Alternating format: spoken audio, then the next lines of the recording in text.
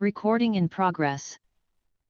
दोनों तो ये क्वेश्चन एक ही किया था ना लास्ट क्लास में, ये बहुत इंपॉर्टेंट क्वेश्चन है यस सर। ना। अभी रेफरेंस तक ये आया नहीं है कि रेफरेंस अगर हम बदल देंगे तो एनर्जी कैसे निकलेगा।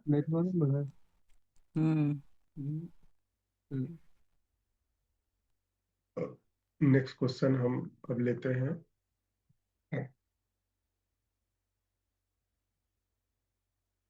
इससे पहले आता सर Calculate- गलत ही करते हो,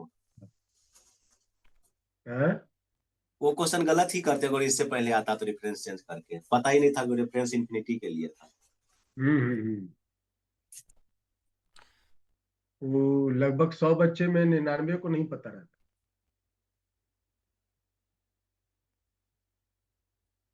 next question is the energy, calculate the energy of a helium plus ion in first excited state।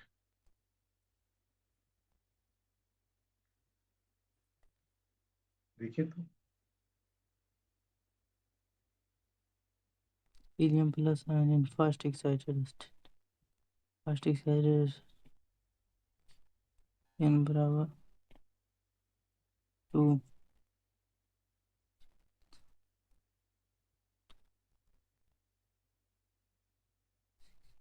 First excited state में हीलियम आयन की कितनी एनर्जी होगी। helium तो 4/2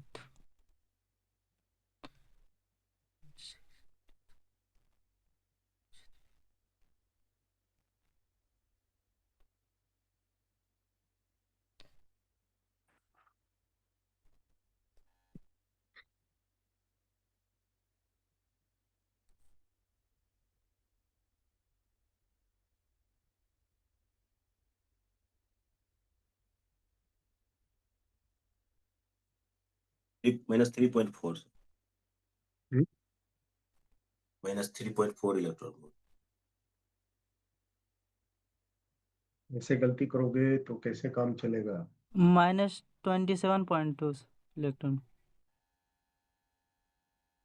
आपसे क्या पूछ रहा है। पहले बात तो ये समझो कि पूछा क्या जा रहा है। फर्स्ट एक्साइटेड देखो हमने लास्ट क्लास में बताया था ग्राउंड स्टेट क्या होता है, फर्स्ट एक्साइटेड स्टेट क्या होता है, सेकंड एक्साइटेड स्टेट क्या होता वही तो है। है। तो फर्स्ट एक्साइटेड स्टेट का मतलब क्या हुआ। n = 2। फर्स्ट बटा जेड एक्साइटेड स्टेट का मतलब हुआ n = 2। 4/2 बस हो गया। एनर्जी का फॉर्मूला हम लोग पढ़े हैं ना, तो सही है। -13.6 Z²/n²। Z²/n²। Electron volt. और यहाँ पे Z का वैल्यू क्या होगा, अरे 2 होगा। ओ हीलियम है ना। Yes yes sir. दोनों खत्म हो गया ये हो गया -13.6, Z की जगह 2, n की भी जगह 2। आंसर कितने आ गए। -13.6। -13.6। और तुम लोग जो भी आंसर बोले हो सब के सब ऑप्शन में रहेंगे, तो ध्यान से। ठीक है। फॉर्मूला तो बेटो है चलो बताओ। फाइंड शर्मिंदा करा ब्रो एकरम बदले मुझे चली the radius of doubly ionized lithium ion radius in n² ground state। n² होता है क्या? बताओ फटाफट।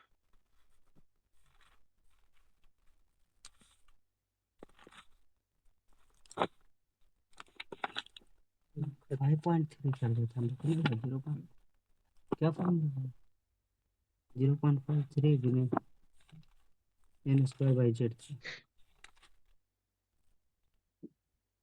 Lithium plus R J N square by Z N square by Z.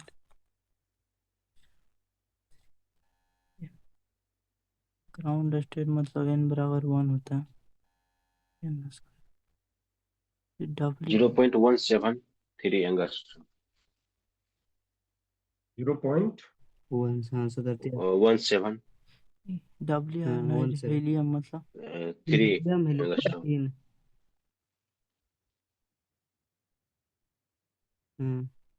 भाग देंगे लिथियम आयन 17 है काम है, ग्राउंड स्टेट,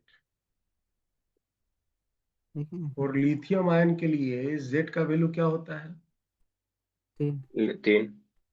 3। ग्राउंड स्टेट के लिए N का वैल्यू क्या होता है? 1।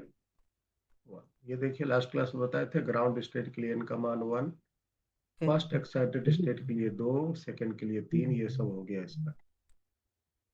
आगे बढ़ो। रेडियस का फॉर्मूला याद है? Yes sir 0.53 n square by Z 0.53 n square by Z. N square by Z, बस एंगस्ट्रॉम में। तो 0.53 N का वैल्यू हो गया 1 और Z का वैल्यू हो गया 3। तो 3 से भाग देंगे ना, यस सर तो 0.1 बच गया 23, लगभग 8 या 24। यस ठीक है, तो ये अप्रोक्सीमेटली 0.18 एंगस्ट्रॉम के आसपास में।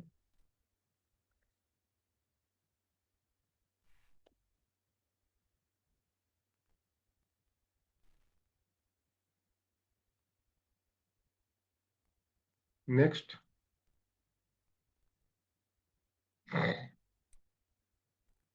Calculate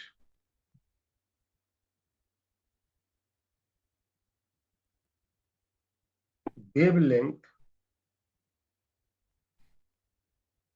of radiation emitted when helium plus makes a transition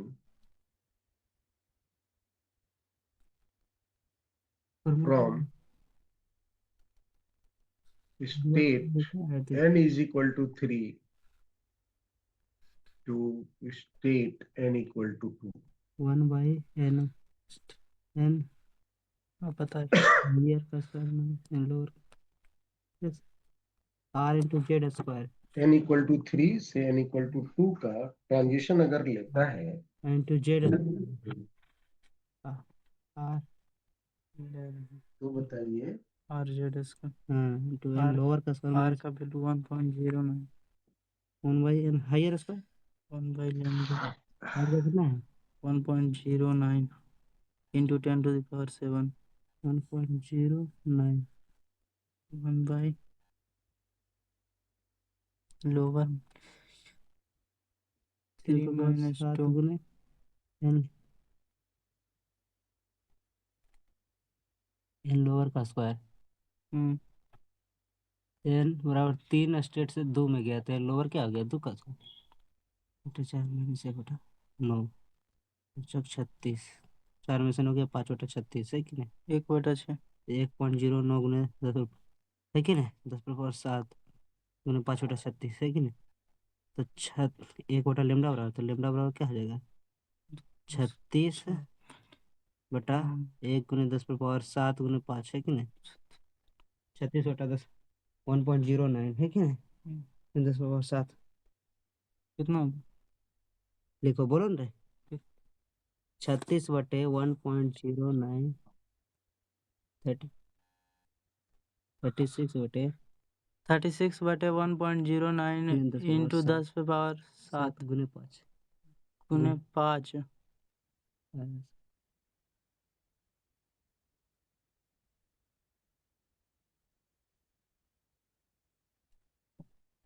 formula क्या लगाया जी? 1 by lambda 1 by lambda R Z square N one by L square minus 1/n/h², यही फॉर्मूला बताया था। यस सर तो आर की वैल्यू था 1.09 into 10 power 7 1.09 1.09 9 वटा हो जाएगा into 10 power 10 to 7 the power 7। याद रखिएगा ये मीटर में है, पर मीटर में है। per meter yes yes sir और जेड की वैल्यू इस केस में हीलियम है तो 2nl लोअर हो गया 2 का स्क्वायर गलती और हायर हो गया 3 का स्क्वायर। तेरे का अब इसको आप सिंप्लीफाई करो, 4 ये हो जाएगा ना, हाँ 4 इसको गुना यहां मत करना, Yes, इसको sir. रहने देना अभी। इसको 4 लिख दो, ले लो।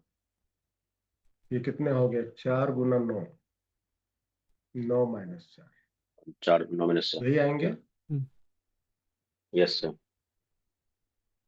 अब ये 4 से ये 4 कट जाएंगे yes sir और 5 ऊपर by में 9 5 बचेगा, नीचे में 9 बचेगा।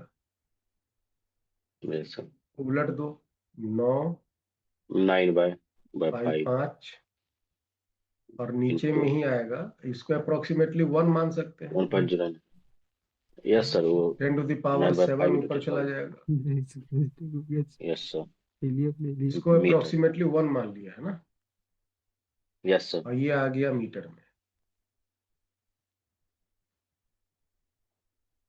ठीक है, yes sir और इसको आप डिवाइड करो, ये कितने हो जाएंगे, 9 का 9, 4, 8, 8 पंचे 40 1.8 इंटू, इसमें हम अगर 1000 गुना कर देते हैं, ये 10 टू द पावर -10 हो जाएंगे,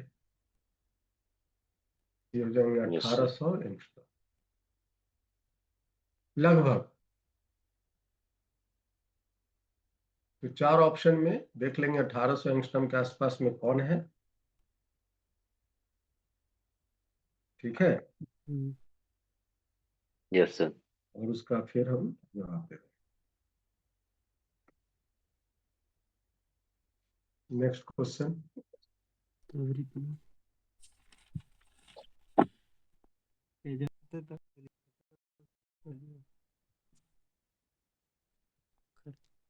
फाइंड द वेवलेंथ लिखो ये नहीं बुकले वाला रख निकाले तो ऑफ रेडिएशन सोचो when electron in hydrogen atom jumps from infinity to n is equal to 2।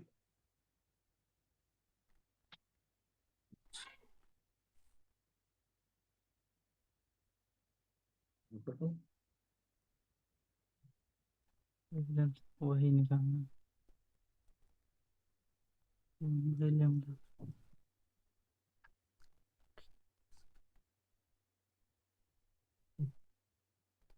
कितना गया था दिखाया 4 महीने से उठा लेते थे 4 महीने से 4 हो गया रे तो लेमडा बराबर कितना हो गया 4/1.09 गुणे 10 पावर 7 लेकिन लेमडा बराबर 4 गुणे 10 पावर -7 है कि नहीं एंगस्ट्रॉम में लाएंगे तो और लेमडा 1/λ आ रहा है, लेमडा लिख में तो ऊपर हो गया नीचे 4 into 10 power -7 meter लिखो 4 हाँ तो 4000 एंगस्ट्रॉम 4000 एंगस्ट्रॉम कर दो हाँ 4000 एंगस्ट्रॉम सर बोल दिल को वेवलेंथ निकालनी है, फॉर्मूला हम लगाएंगे 1/λ R Z square 1/n/l square minus 1/n/h square, यही फॉर्मूला है।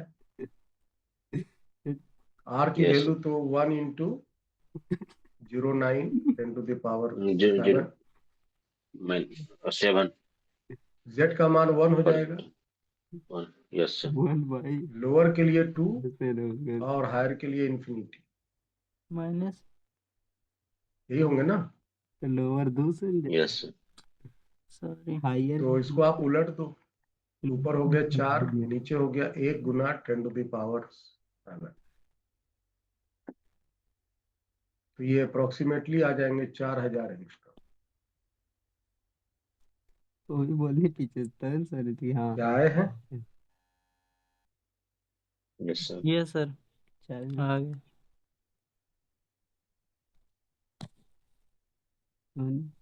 अब आगे बढ़ो पीछे सर बनाया लेकिन और बताना। थोड़ा मार देना है तो वेवलेंथ निकाल सकते हैं, तो एनर्जी रेडिएशन Yes. निकाल सकते हैं। ठीक, नेक्स्ट है find the ratio of magnitude of kinetic energy to potential energy, magnitude का बताना है, of electron in fifth excited state, अब समझ लियो कहियो इन फिफ्थ एक्साइटेड स्टेट पांचवा ऑफ हाइड्रोजन एटम। इन्फिनिटी से पांचवा में गया। फिफ्थ एक्साइटेड का मतलब क्या है? मतलब n बराबर 6, n बराबर 6 50। हाँ देखो तो क्या होगा। n बराबर 0 से n का मतलब क्या है? देखिए ratio of magnitude of kinetic तो इस साथ 1/2 है सर। ये गलत बोला। 1/2 हो जाएगा, कहीं पर भी रहे। Yes sir. तो रेशियो इसका हमेशा होगा 1/2।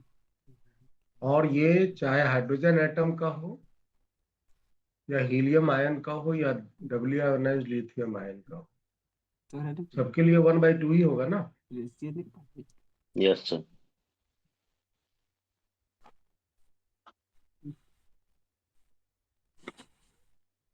कुछ तो ये बोले जरी बोले बताओ।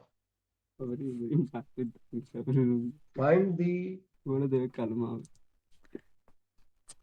तो जी मोमेंट ऑफ मोमेंटम फिर वैसे तो कॉल देख ऑफ इलेक्ट्रॉन नहीं नहीं नहीं ऊपर है लेकिन revolving in fourth orbit of hydrogen atom। Momentum कैसे 4 ऑप्शन दे रहे हैं, एक है h/पाई, फोर्थ एक्सटेंड में वेलोसिटी क्या होगा? 2.0 2h/पाई, क्या आ जाएगा? 10⁻6 गुने z/n 8h/पाई, h/2 पाई। और कुछ नहीं। जेड कितना है 2.1 से हाइड्रोजन एटम का कर रहा है हाँ एक हाँ एक एन कितना होगा फोर्थ एक्साइटेड का हम्म फोर्थ ऑर्बिट ना एन बराबर 4 हम्म ठीक है मोमेंटम करते हैं मास से गुना करें पॉइंट अच्छा M V R N H 2 pi हाँ ये हो जाएगा हाँ मेरी फ्रीक्वेंसी चार गुना एच 2 पाई रेडियस कितना आ जाएगा रे चौथा स्टेट में 0.53 गुने N square by Z moment of whole square by Z 0.5 3 गुना 16 मोमेंट ऑफ मोमेंटम को क्या बोलते हैं प्रिंस? इतना देर नहीं लगाना है।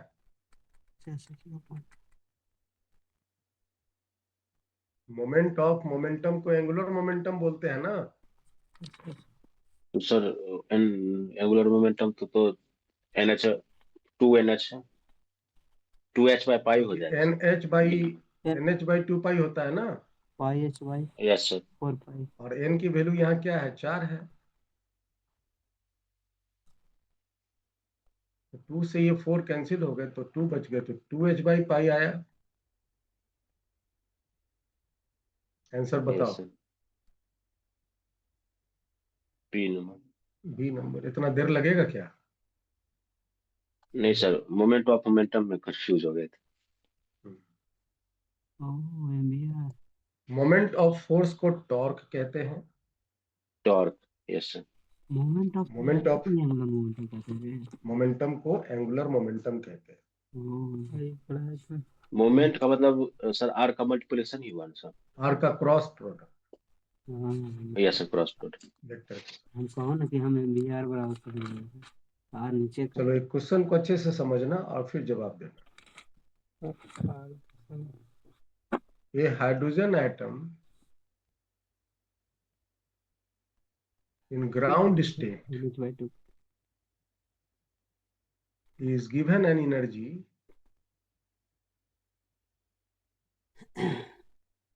10.2 electron volt. कौन सा स्टेट में गई तो ग्राफ हम देख के बता देगा। How many spectral lines graph हम देख के बता देगा।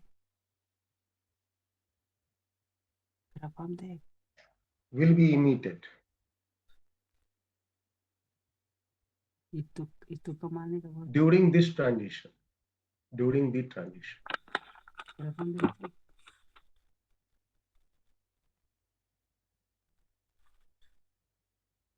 10 पॉइंट कितने 10.2 इलेक्ट्रॉन वोल्ट की एनर्जी मैंने हाइड्रोजन एटम के ग्राउंड स्टेट में दी है। कितने देगा देखो ना बराबर कितने 10.2 कितने होता है हाँ देखो 10.2 कने तो बताइए कितने नंबर ऑफ वेवलेंथ्स बाहर निकले? यहाँ घटा देता 13 में से इतना हाँ यहाँ से यहाँ n बराबर 1 से n बराबर 2 में गया n बराबर 1 से n बराबर 2 में कितना जाएगा तो एक ही को नंबर है एक 10.2 है कि नहीं देखो ट्रांजिशन हो रहा है यानी एक बराबर से 1 से 2 में गया है कि नहीं तो 1 से 2 में एक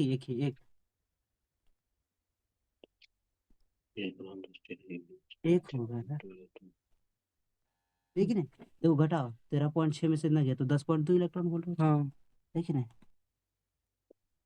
एक होगा सर, एक स्पेक्ट्रल लाइन।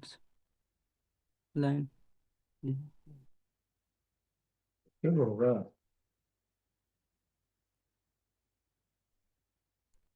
हम्म,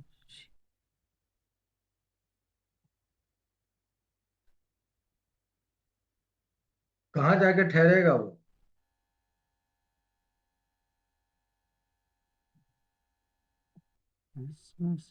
दूसरे नंबर में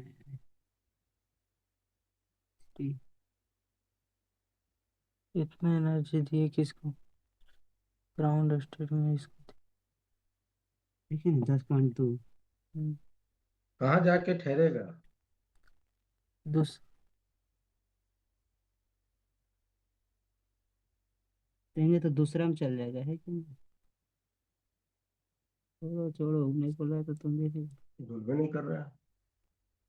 तूने बोले तो ही पता बोल दे दूसरे में हाँ हाँ यस सर, यस। फर्स्ट एक सर जी. यस.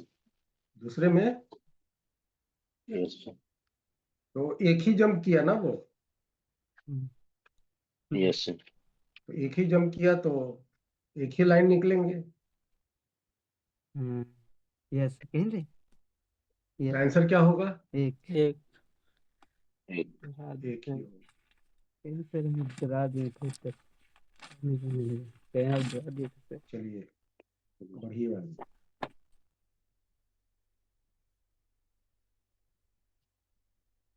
इतनी तरफ find the longest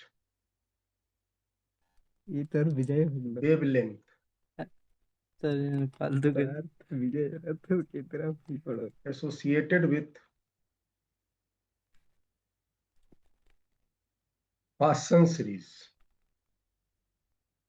best best बेवलेट एसोसिएटेड विद पासन जल्दी लीक और मार्कअप पासन सीरीज में पासन सीरीज का सबसे लॉन्गेस्ट वेवलेंथ क्या होगा? मैक्सिमम कहाँ से कहाँ तक ट्रांजेक्शन हाँ कर हाँ सकते हाँ हैं भाई, देखो ना, इससे पता चल गया एन बराबर कितना सेकंड, कोई वेवलेंथ निकल जाएगी। लॉन्गेस्ट तो यही है बंदे।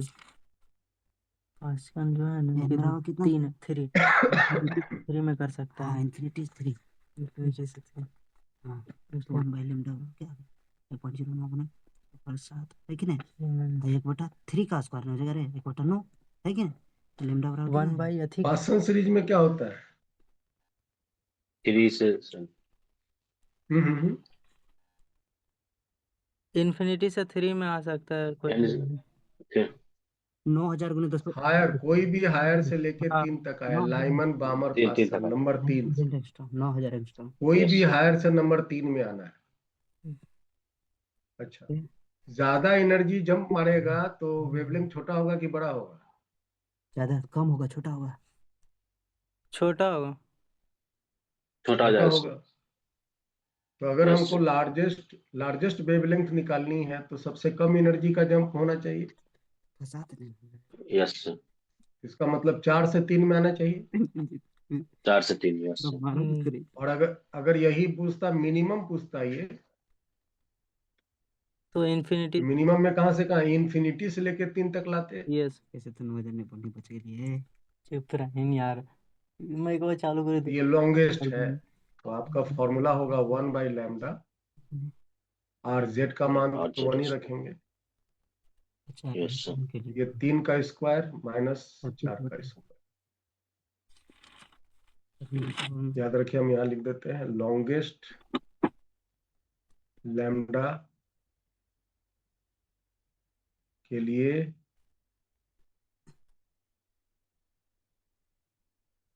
n बराबर 4 से n बराबर 3 तक,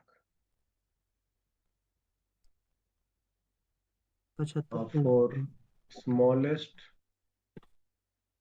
लैम्डा के लिए n बराबर इंफिनिटी से लेके n बराबर 3 तक,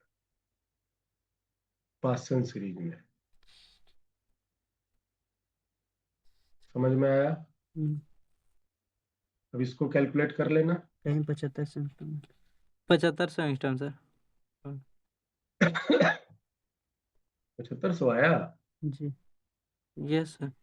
ये हो जाएंगे 16 9,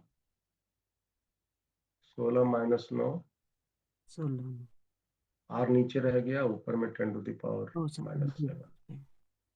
गलती, नीचे घट के 7 आ गया, तो 16 गुना 9 गलती हो गई सर, बटा 7 नहीं रे गलती हो गई माइनस 7। मेरे से। सर गलती कहीं नहीं रे, थोड़ा सा गलती है सर। 1700 इस हम्म। गलती। गलती हो, नहीं नहीं, वो अपने मन से गुना भाग कर रहा है। थोड़ा सा गलती सर। थोड़ा सा गलती करोगे ना तो आदमी के डॉक्टर की जगह जानवर का डॉक्टर बना दे। ये अप्रोक्सीमेटली 20 पॉइंट समथिंग आना चाहिए 22 ना। 2.2 सर, हम एक ले लिए उसका, 2.2 तो नहीं सर, जो सदर से ये 16 गुना 9 हो गया यस सर, 144। 20 यस सर, बाईस यस सर 20 के आसपास। 57 into 10 to the power minus 7, तो यंगस्टर में अगर लिखेंगे तो 20 2.05 57। सर ये यस सब अप्रोक्सीमेट है ना। अच्छे पे 4 ऑप्शन में जो इसके करीब होगा उसको हम जवाब में सेलेक्ट करेंगे। गोटा को स्क्वायर नहीं किया। समझ आया? Yes sir. कभी कभी रेशियो पूछता है, ये एक सवाल लेते हैं। लिख पाओगे। पीछे करके नहीं if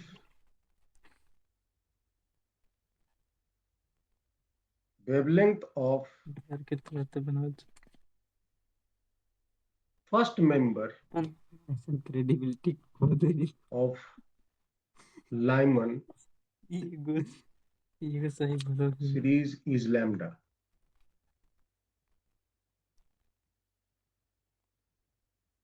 Wavelength of first member of Find the wavelength of second member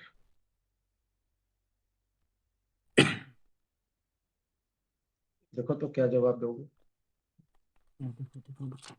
first member की वेवलेंथ लैम्डा है तो सेकंड मेंबर की वेवलेंथ क्या होगी। आगे ले लें।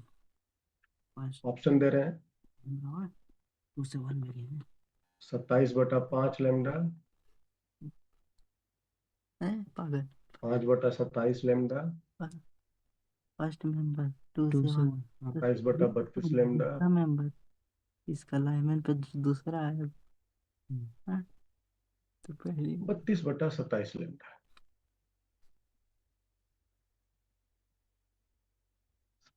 चल बता।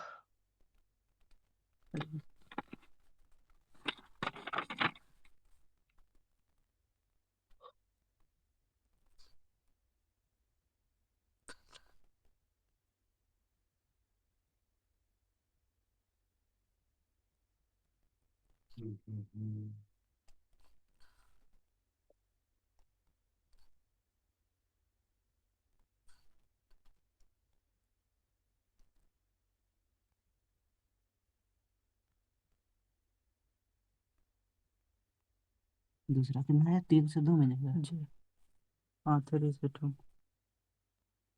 3 से 1 में गया है तो 3 से 1 हाँ वही तो।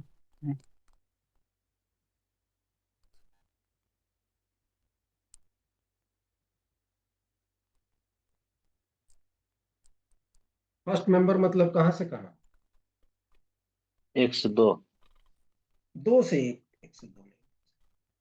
वैसे 2 से सेकंड मेंबर मतलब 3 से 1। 3 से।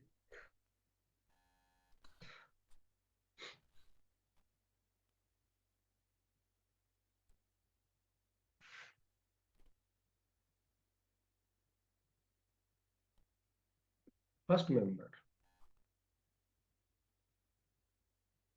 n बराबर 2 से लेके n बराबर 1। जेड स्क्वायर जेड को जो होगा 1 इसकी जो 1/λ होगा 27 लैम्डा बाई 32 है सर।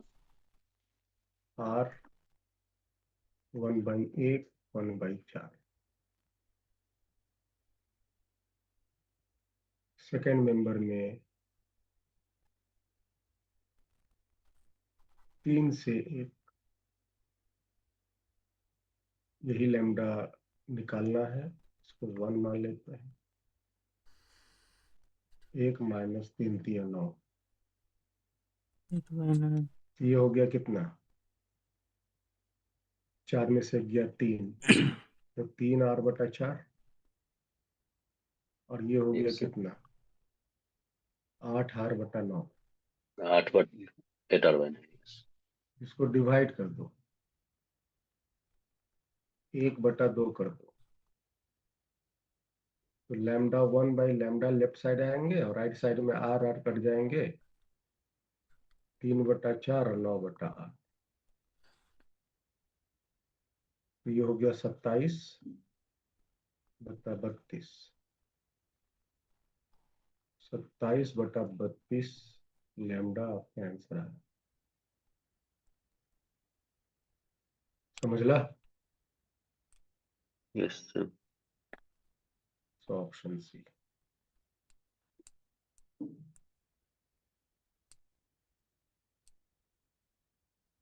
27 लैम्डा कैसे सॉल्व करना है सीख रहे हो। Yes, sir.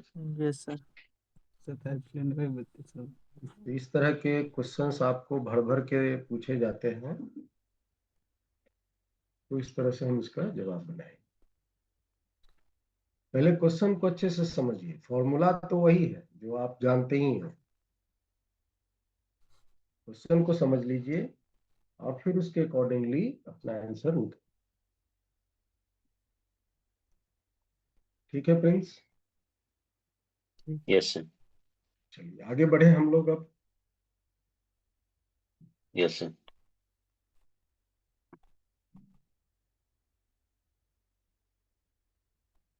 क्लियर जी रहे लेकिन ऊपर आगे समझ नहीं आ रहा। एक आध बार देखिए थोड़ा तगड़ा चढ़ा दो।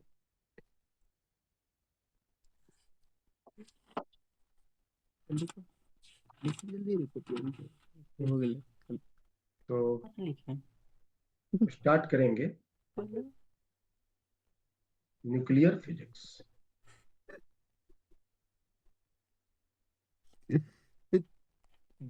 करवा देंगे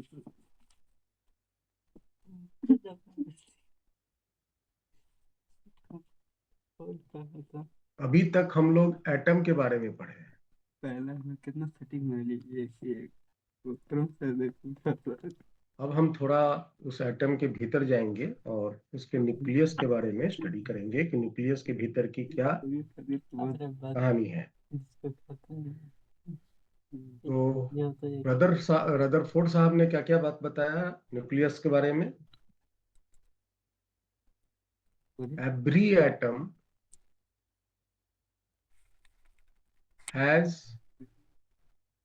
सेंट्रल न्यूक्लियस।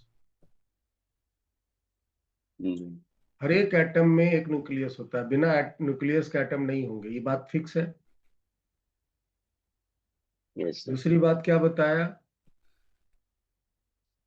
कि there are all protons and all neutrons inside the nucleus.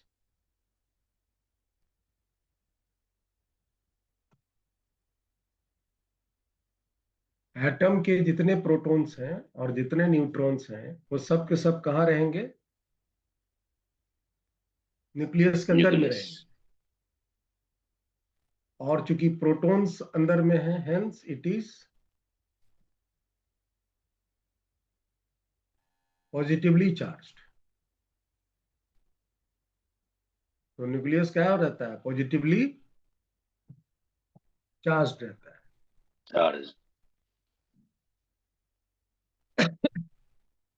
Okay.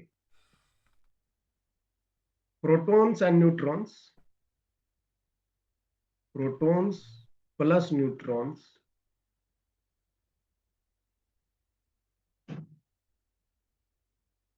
collectively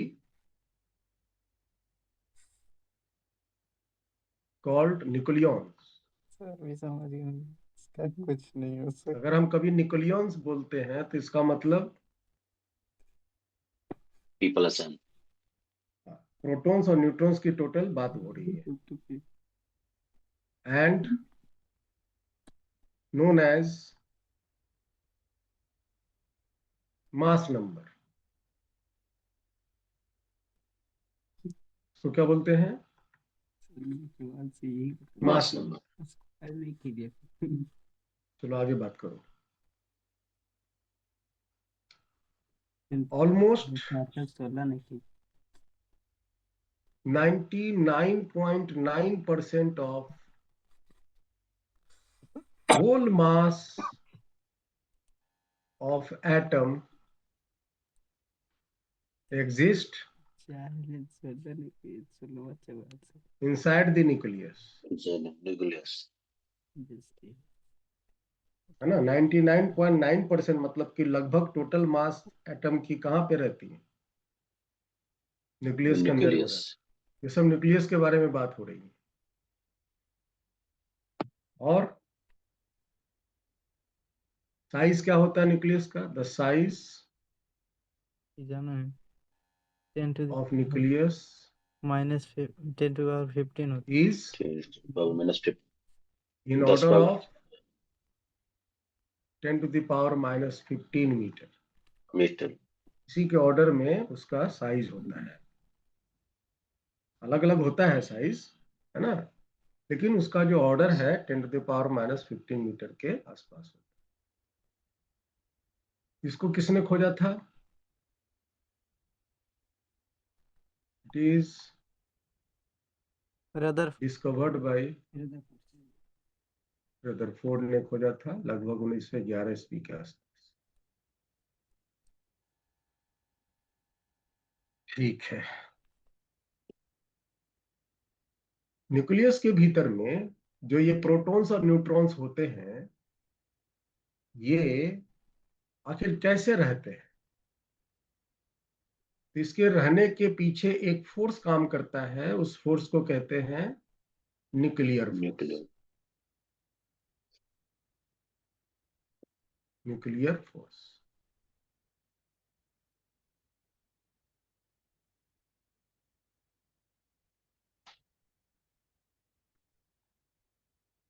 है ना? Yes sir. This force, this is one of the fundamental and strongest in nature. ये चारों फंडामेंटल का सबसे मजबूत फोर्स होता है। गलती हो गई थी जल्दी। This force is responsible to bind the nucleons, है ना, together and thus form a nucleus. यही न्यूक्लियर फोर्स भीतर के सभी न्यूक्लियॉन्स को आपस में बांधता है और एक न्यूक्लियस का निर्माण करता है।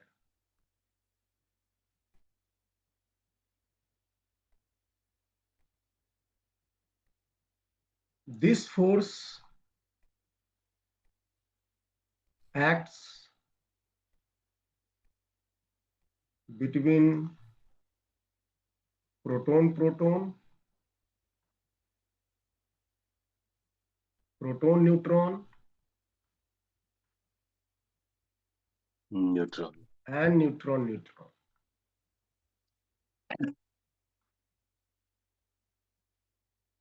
ये फोर्स प्रोटॉन प्रोटॉन के बीच लगता है, प्रोटॉन न्यूट्रॉन के बीच लगता है, न्यूट्रॉन न्यूट्रॉन के बीच लगता है।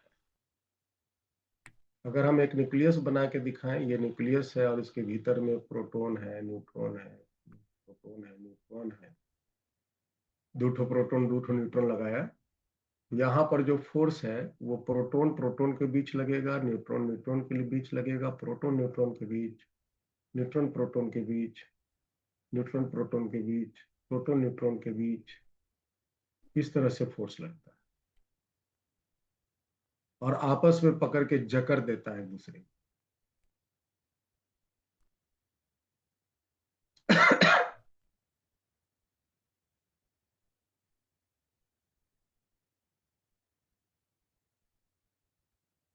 ये जो फोर्स होता है,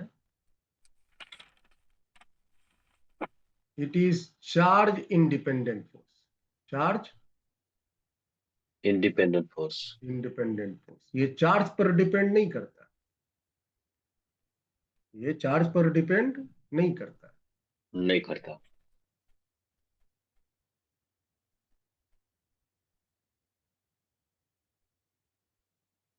it is spin dependent force.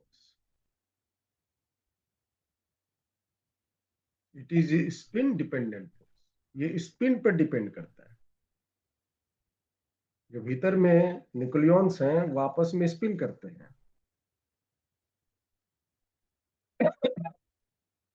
और उसके अनुसार ये फोर्स के मान कम होते हैं, ज्यादा होते हैं। It is a very short ranged force. Short ranged force force and work strong. within 10 to the power minus 15 meter very strongly। और ये 10 to the power minus 15 metre के भीतर में ये काफी मजबूती से काम करता है। As separation increases, this force become very weak। है ना, ये फोर्स जो है बहुत कमजोर हो जाता है। अब देखो न्यूक्लियस के भीतर में अगर मान लो दो प्रोटॉन है, दिख रहा है? देखो ये प्रोटॉन है, एक प्रोटॉन यहाँ है। जरूरी क्वेश्चन में मत टाइम दे। ये दोनों प्रोटॉन एक दूसरे को क्या करेगा? वो पहले वो जल्दी जल्दी गुना कर जाना रिपेल करेगा बहुत इलेक्ट्रिक फोर्स से, इलेक्ट्रोस्टैटिक फोर्स से। Yes sir. और ये दोनों एक दूसरे को अरे बता अट्रैक्ट भी करेगा, 27 कर दो। Nuclear force. Nuclear force. Hmm और न्यूक्लियस के अंदर में, न्यूक्लियस के अंदर में बनाओ ये न्यूक्लियर फोर्स है कि ये बहुत बहुत ज्यादा होता है इलेक्ट्रिक फोर्स से। अब दोनों के बीच का अगर सेपरेशन बढ़ाते चले जाएं, मान लो ये प्रोटॉन यहां आ गया, ये यहां आ गया, न्यूक्लियस के बाउंड्री में आ गया, तब फिर उस केस में भी दोनों फोर्स लगेंगे। इन दोनों के बीच में दोनों फोर्स की मात्रा घटेंगी, क्योंकि सेपरेशन बढ़ने से इलेक्ट्रिक फोर्स भी घटेगा, दूरी बढ़ने से इलेक्ट्रिक फोर्स भी घटेगा, और न्यूक्लियर फोर्स भी घटेगा।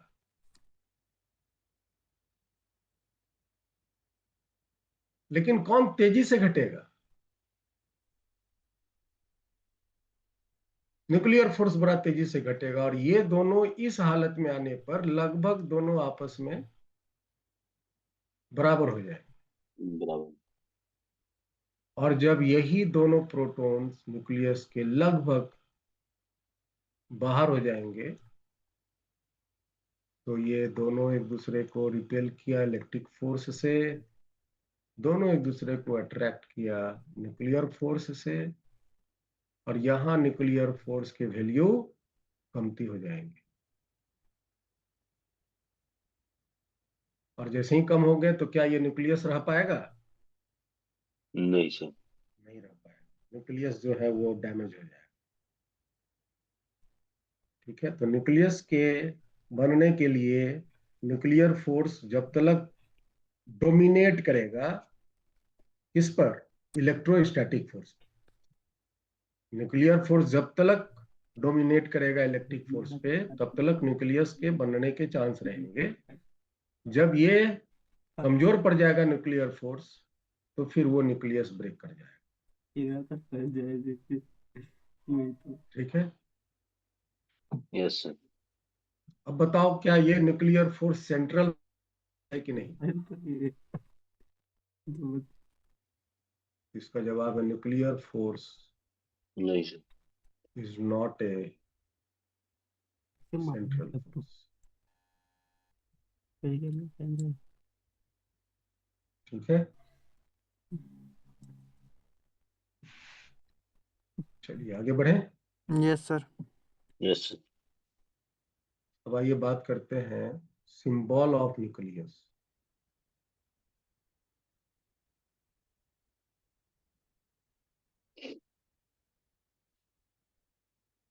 सिंबल न्यूक्लियस का हम दर्शाते बेसिकली इस तरह से हैं, एक्स ए जेड। एक्स जो तुम देख रहे हो वो नेम ऑफ एटम है, ए जो तुम देख रहे हो वो मास मास नंबर। नंबर है, जिसमें number of protons plus number of neutrons. Neutrons रहते हैं, होते हैं। इस दोनों का सम को मास नंबर कहते हैं। और जो जेड तुम देख रहे हो इसको कहते हैं एटॉमिक नंबर। ये बराबर होता है नंबर ऑफ प्रोटॉन। प्रोटॉन्स।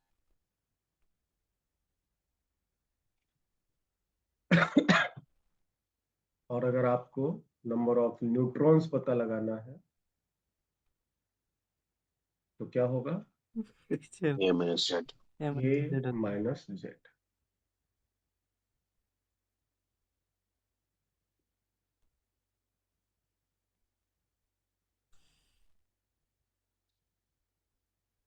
जैसे एक एग्जांपल में हम ले लेते हैं यूरेनियम, जिसका अच्छा मास नंबर, एटॉमिक नंबर हम ऊपर नीचे दोनों एक साइड भी लिख सकते हैं, कोना कोनी भी लिख सकते हैं। ठीक है, इसका कोई ये नहीं है, बंधन नहीं है।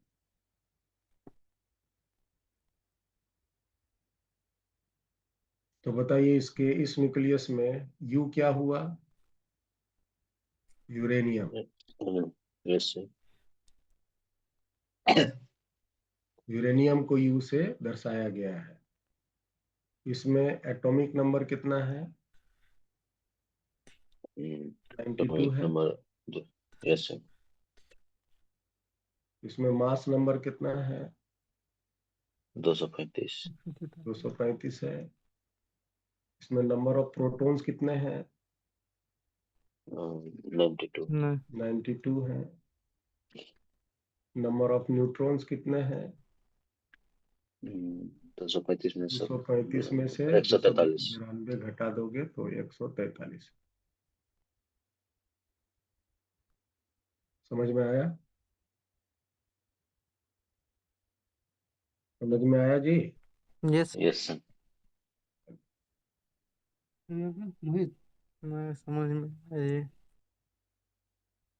आगे बात करते हैं मोहित ना जमीन रेडियस ऑफ न्यूक्लियस। बनाना पड़ेगा, मोहित फिर से हम तब तो क्वेश्चन का जवाब मारेगा।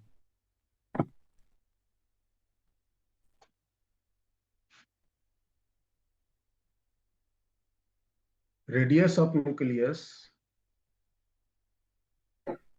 it is directly proportional to cube root of Mass number. mass number. So R directly proportional to mass number को ए बोले हैं, क्यूब रूट को 1/3 पावर लिखते हैं। प्रोपोर्शनलिटी को हटाएंगे तो एक कांस्टेंट आएगा R nought A to the power 1/3, जहां आर नॉट एक प्रोपोर्शनलिटी कांस्टेंट है, मतलब एक कांस्टेंट है, ये सबके लिए कांस्टेंट है।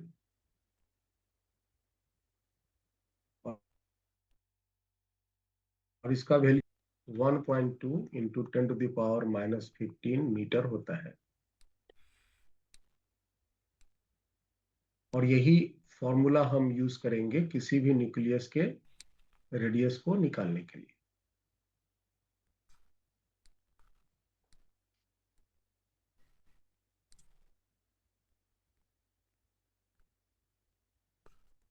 ठीक है,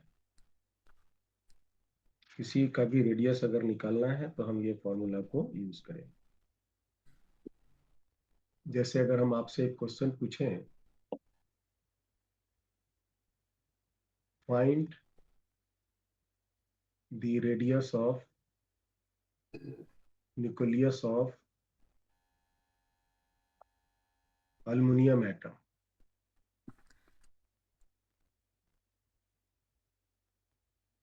बताओ तो अल्युमिनियम जो एटम है उसके न्यूक्लियस का रेडियस क्या है?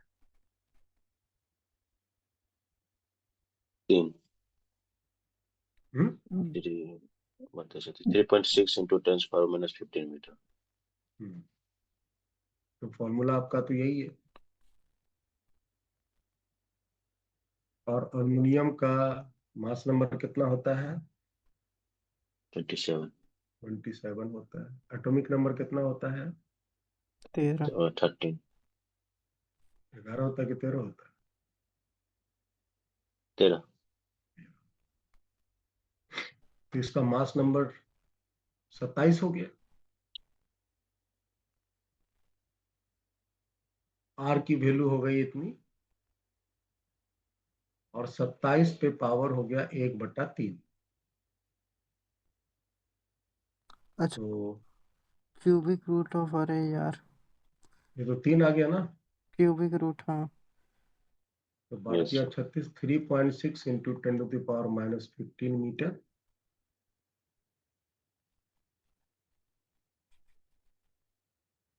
और इसको हम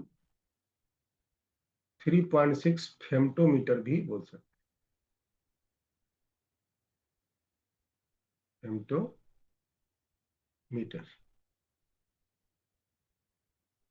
या शॉर्ट में इसको फर्मी भी बोलते हैं। क्या बोलते हैं? फर्मी। फर्मी। चालू बोलिए, कहिए बोलिए। आगे बात कीजिए। रेडियस हुआ,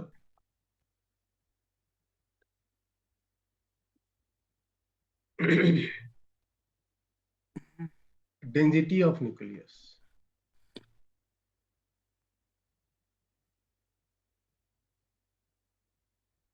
अच्छा, एक मिनट, वॉल्यूम ऑफ न्यूक्लियस की बात कर ले। न्यूक्लियस का वॉल्यूम क्या होगा? आज फिर 4/3 volume of pi R cube. So formula volume का तो, अच्छा, न्यूक्लियस का साइज हम क्या मानेंगे? सिलेंडर, स्फीयर, कोन, क्यूबॉइड, क्या? Sphere. Spherical. Size, shape, shape is considered as spherical। तो 4/3 पाई आर क्यूब हो जाएंगे किसी भी न्यूक्लियस के वॉल्यूम। 4/3 आर क्यूब का हो गया आर नॉट के पावर क्यूब इंटू ए का पावर 1/3 का होल क्यूब हो जाएंगे ना। ये 3 से ये 3 कट जाएंगे, तो 4/3 pi R naught cube into A. Into A. इसका मतलब वॉल्यूम जो है वो डायरेक्टली प्रोपोर्शनल टू ए है। यस। मतलब क्या हुआ इसका? जितना ज्यादा मास नंबर होगा उतना ज्यादा उतना ही वॉल्यूम। ज्यादा उसका वॉल्यूम होगा, मतलब कि न्यूक्लियस का साइज बढ़ता है। More the mass number, more will be the volume. आप जिस रूम में बैठे हो फ्रेंड्स, उसका साइज क्या है? 10/12 यस। मान लेते हैं, 10/12। अगर तुम अपने रूम में अभी अकेले हो, यस सर। अगर तुम्हारे रूम में 10 10 दोस्त आ जाए, तो क्या रूम का साइज बढ़ेगा? नहीं सर। 20 आ जाए तो क्या बढ़ेगा? नहीं सर। लेकिन न्यूक्लियस में ऐसा नहीं है। न्यूक्लियस में अगर उसकी भीतर में रहने वालों की संख्या बढ़ जाए, रहने वालों की संख्या कौन है, कौन कौन है उसके भीतर में रहने वाले? Proton plus neutron. अगर प्रोटॉन न्यूट्रॉन की संख्या बढ़ जाए तो उसका वॉल्यूम बढ़ जाएगा, उसका जो साइज है वो आकार बढ़ जाएगा, उसका रेडियस बढ़ जाएगा। अब ये जो बढ़ता है तो आखिर किस नियम को फॉलो करता है? ये फॉलो करता है डेंसिटी का नियम, density of nucleus. Yes sir. Constant.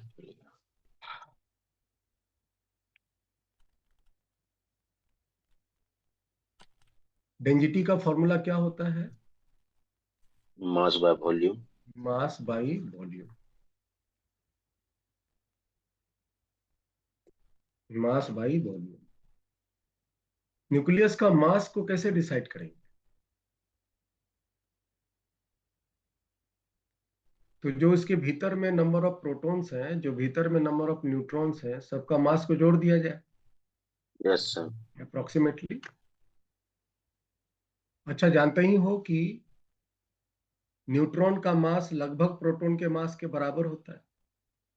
Yes sir. तो सपोज करो कि हम प्रोटॉन का मास को न्यूट्रॉन के मास के बराबर ले लेते हैं और उसकी मास नंबर अंदर में ए है, तो टोटल मास कितना हो जाएगा? ए गुना मास कोई ऑफ गुना प्रोटॉन, जो, यस सर। है ना, टोटल मास हो जाएगा। Yes sir. और वॉल्यूम कितने होंगे? 4/3 पाई आर 4/3 नॉट का पाई आर नॉट क्यू नॉट का क्यू इंटू ए। इंटू ए और ए कैंसिल, यस सर। और इसके डेंसिटी आ गए 3 times of mass of proton divided by 4 pi into R nought का क्यूब। और क्या देख रहे हो, ये पूरा का पूरा एक कांस्टेंट है, yes sir. It is constant. और इसका जब वैल्यू कैलकुलेट करते हैं तो अप्रोक्सीमेटली इसका मान लिखते हैं 2.31 into 10⁻17 yes sir 17। Yes sir. kg पर मीटर क्यूब।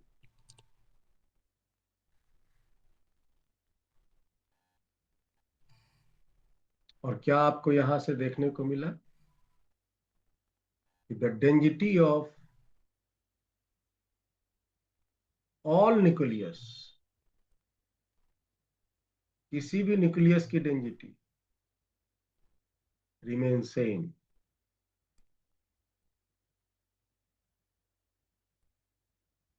आप प्रिंस, आप जिस रूम में बैठे हो अभी तुम अकेले हो तो एकदम खुला खुला महसूस हो रहा है। अगर आपके 10 दोस्त अगर रूम में आ जाए तो क्या होगा? घनत्व बढ़ जाएगा। Yes sir. 20 दोस्त आ जाए तो और घनत्व बढ़ जाएगा। बस सर। Yes sir. लेकिन न्यूक्लियस के अंदर में ऐसा नहीं होता। अच्छा, घनत्व क्यों बढ़ रहा है? क्योंकि आपकी वॉल्यूम नहीं क्योंकि बढ़ रही, मास, यस सर। वॉल्यूम नहीं बढ़ रही, इसलिए घनापन बढ़ते जा रहा है। लेकिन जब न्यूक्लियस के भीतर में रहने वाले प्रोटॉन्स न्यूट्रॉन्स की मात्रा बढ़ जाती है तो अपना साइज बढ़ा लेता है, और इस तरह से उसकी डेंसिटी के मान, डेंसिटी जो है वो कांस्टेंट है। तो density of all nucleus remain same and is equal to 2.31 into 10⁻17 kg पर मीटर। समझ आया? Yes sir.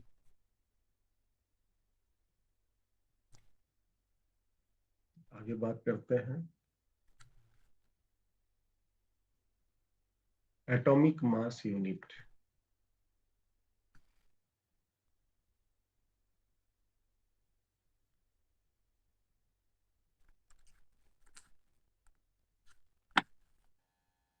Atomic mass unit. हम लोग जब एटम के भीतर न्यूक्लियस के अंदर रहने वाले प्रोटॉन्स न्यूट्रॉन्स और साथ में एटम और न्यूक्लियस के मास का जब मेजरमेंट करते हैं तो उसका मान इतना छोटा होता है, जैसा कि मेरे पास ऐसा यूनिट है मास मापने के लिए केजी। और अगर हम प्रोटॉन का मास, न्यूट्रॉन का मास, न्यूक्लियस का मास, एटम का मास तो अगर हम केजी में मापने जाएंगे तो वो इतना छोटा डाटा शो करता है कि लगता है कि ये मास लगभग नेग्लिजिबल है। तो हम इसका मास को सिग्निफिकेंट डाटा के रूप में देखने के लिए इसको एक अलग यूनिट से मेजर करते हैं, और वो यूनिट है atomic mass. It is the smallest possible unit जो हम लोग अब तक बनाएंगे, है ना, to measure the mass. It is the smallest unit which we use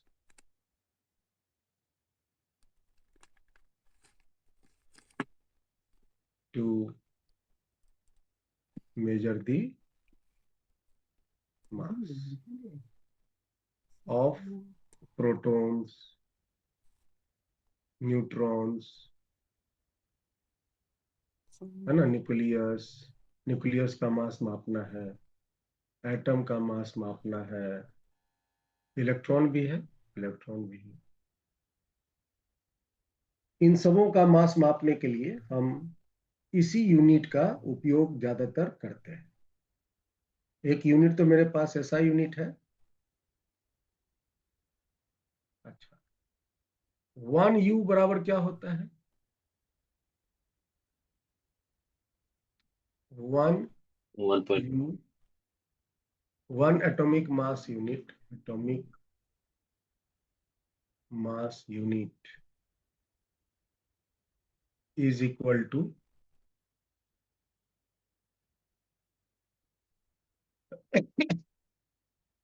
1/12th part of carbon atom mass of carbon 612 neutral, carbon 612 neutral atom. ये न्यूक्लियस नहीं है, ये एटम है।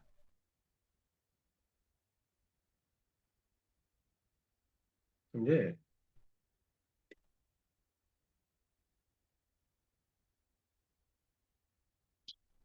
कार्बन 12 6 न्यूट्रल एटम में 6 प्रोटॉन है प्लस 6 न्यूट्रॉन है और प्लस 6 इलेक्ट्रॉन है। 3 छक्का है।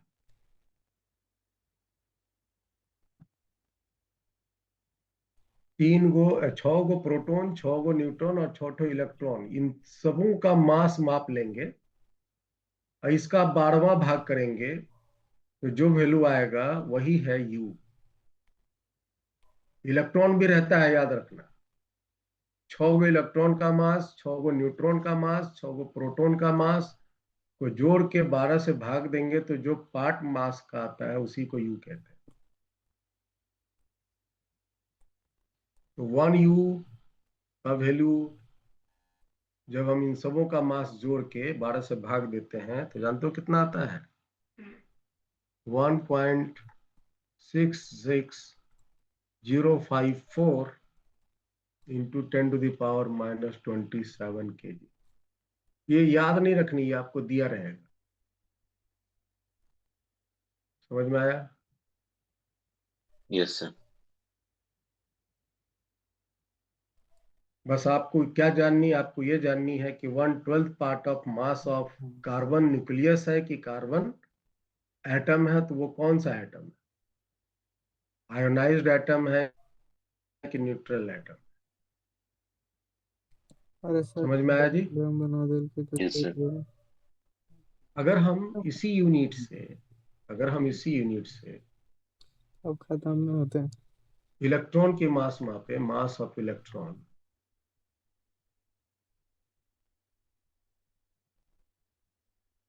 वैसे केजी में इलेक्ट्रॉन की मास कितनी होती है? 9.1 इंटू 10⁻⁻31। 9.1 इंटू 10⁻⁻31 kg होती है। देखने में कितना छोटा लग रहा है, यस सर। लेकिन जब हम इसका यू में मेजर करते हैं तो आता है 0.0005486U। ये वैल्यू आता है। आगे बताते हैं। मास ऑफ प्रोटॉन, प्रोटॉन का मास, प्रोटॉन का मास। अच्छा, मास ऑफ प्रोटॉन बराबर लिख सकते हैं mass of hydrogen atom, yes sir. Mass of hydrogen nucleus. Hydrogen nucleus, yes sir. Proton के बराबर में ना न्यूक्लियस है। एक एक को तो न्यूक्लियस में प्रोटॉन होता है नहीं, हाइड्रोजन यस एटम सर। के न्यूक्लियस में एक ही को प्रोटॉन होता है। Yes sir. तो बताओ,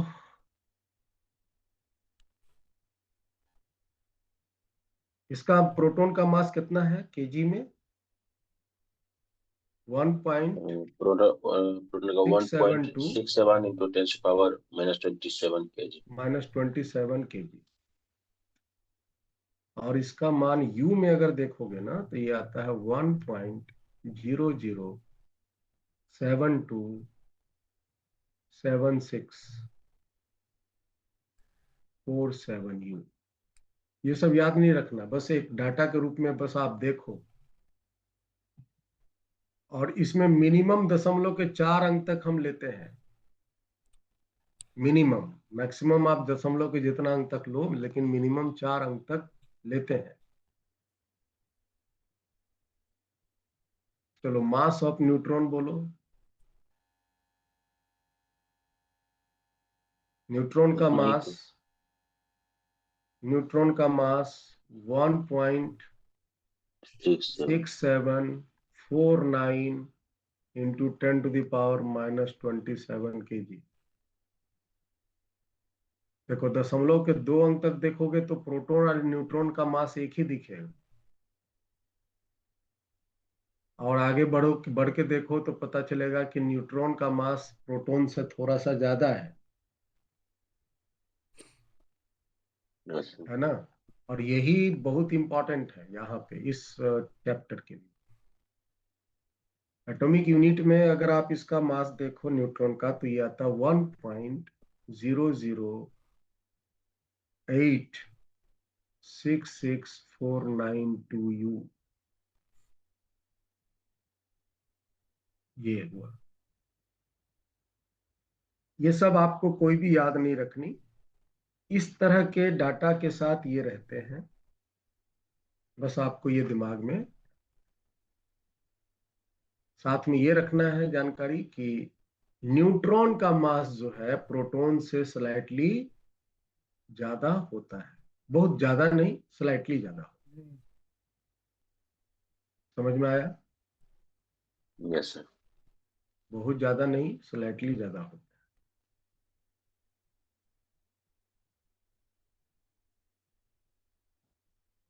अब आइए आगे बढ़ें।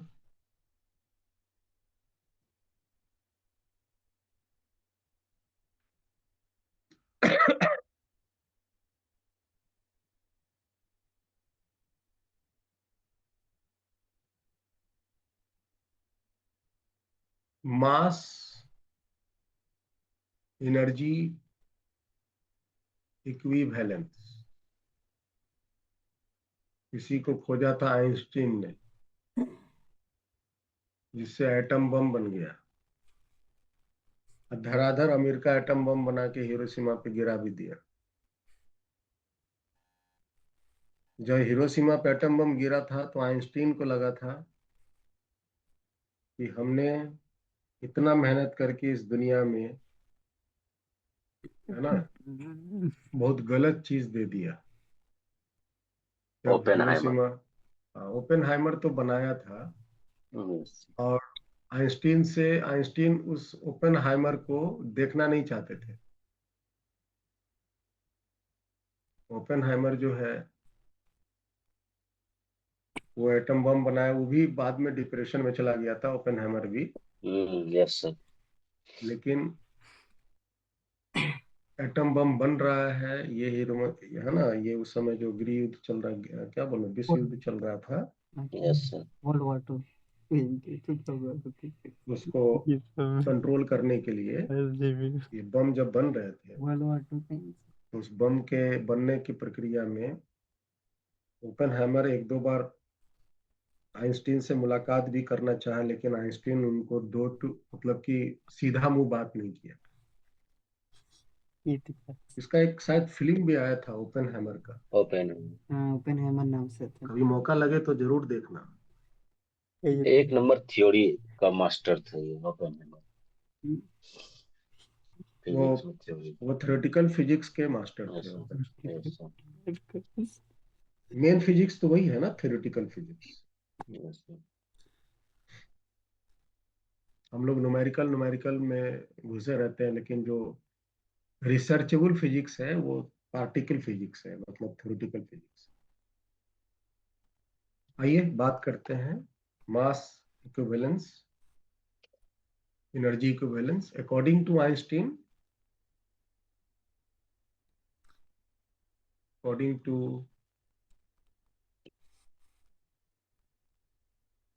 Einstein's, mass and energy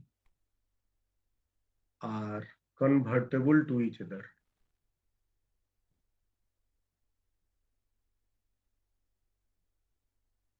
मतलब मास एनर्जी में कन्वर्ट हो सकता है, एनर्जी मास मास में कन्वर्ट हो सकता मास है ना। ये मास एनर्जी में कन्वर्ट हो सकता है। मास और एनर्जी का आपस में एक संबंध है कि मास एनर्जी में कन्वर्ट हो सकता है, एनर्जी मास में कन्वर्ट हो सकता है। अब ये दोनों की कन्वर्सन का आपस में रिलेशन क्या है? तो रिलेशन है the energy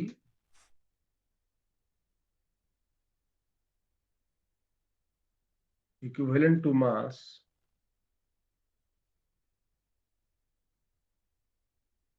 is given by mass m is given by E is equal to m times E square।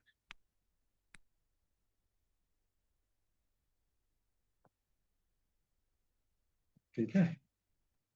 C क्या है भाई? स्पीड ऑफ Speed लाइट कितना होता है? 3 to 10 3 power lakh kilometre meter per second 3 गुना 10⁸ metre. per second।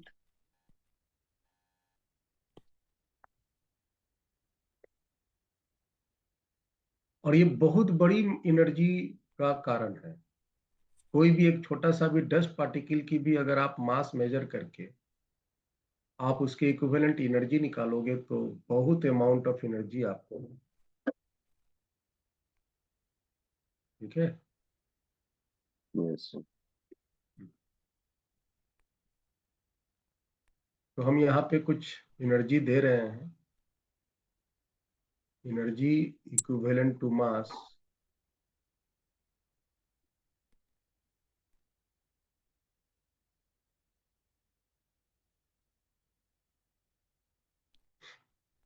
One into one u into सी square, 1 u into सी square. Mass की value हम unit you में ले रहे हैं। ये अप्रोक्सीमेटली आता है, ये सब अप्रोक्सीमेट है क्योंकि हम 2 अंक तक ही 3 अंक तक ही लेते हैं। ये 931 मेगा इलेक्ट्रॉन वोल्ट लेते हैं। Mass of electron into C square, है ना। इसके एनर्जी आते हैं 0.51 mega electron. Mass of proton into C square,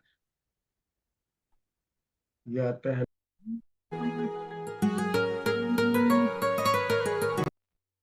mass of neutron into C square 969.5 mega electron. ये 4 गो मास का मैंने एनर्जी इक्विवेलेंट आपको बताया। ये पहला किसके लिए है?